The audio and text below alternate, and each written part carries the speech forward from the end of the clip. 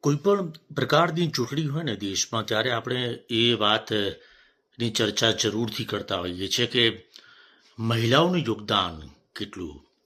જ્યારે ચૂંટણી પ્રક્રિયા થતી હોય ત્યારે શું મહિલા ઉમેદવારોની સંખ્યા કેટલી છે અને મહિલા મતદાન કેટલા ટકા થયું.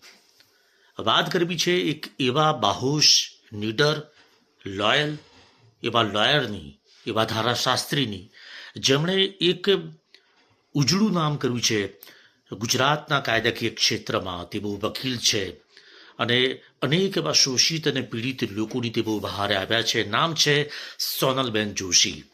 આ નામ એ અજાણ્યું નથી. દરેક વ્યક્તિ ઓળખે છે કે સોનલબેન જોશી કોણ છે. આ સોનલબેન જોશી કે જેઓ બાર કાઉન્સિલ ઓફ ગુજરાતની ચૂંટણીમાં તેમણે ઉમેદવારી નોંધાવી છે અને તેમનો સિરિયલ નંબર છે 39. યાદ રાખજો, સિરિયલ નંબર 39, 3939 એટલે કે 39. તેમણે ઉમેદવારી નોંધાવી છે. તો એક મીડિયા પર્સન તરીકે મેં તેમની સાથે અનેક ડિબેટમાં ભાગ લીધો છે. તેઓ ગેસ્ટ તરીકે આવ્યા છે અને તેમણે જેટલા પણ આવા જે પેચીદા જે પ્રશ્નો હોય, જે બહેનો, દીકરીઓ, મહિલાઓની સાથે જે અન્યાય થતો હોય તેમણે ન્યાય અપાવવા માટેનો પૂરેપૂરો પ્રયત્ન કર્યા છે.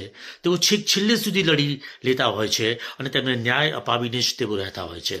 આવા બાહોશ જ્યારે વ્યક્તિત્વ ધરાવતા મહિલા જ્યારે ઉમેદવાર તરીકે ઝંપલાવ્યું હોય તેમણે બાર કાઉન્સિલ ઓફ ગુજરાતમાં, ત્યારે દરેક વકીલોની એ ફરજ બની ઉઠે છે, એક જવાબદારી છે કે તેમને તેઓ જીતાડીને લાવે. તો મારી આપને નમ્ર અરજ છે એક મીડિયા પર્સન તરીકે સમીર શુક્લા આપને જે નમ્ર અરજ કરી રહ્યો છે કે આપ ચોક્કસથી સોનલબેન જોશીને બાર કાઉન્સિલ ઓફ ગુજરાતની ચૂંટણીમાં આપ વિજયી બનાવશો, જંગી બહુમતથી આપ તેમને જીતાડીને લાવશો તેવી આપને ફરી એકવાર નમ્ર વિનંતી.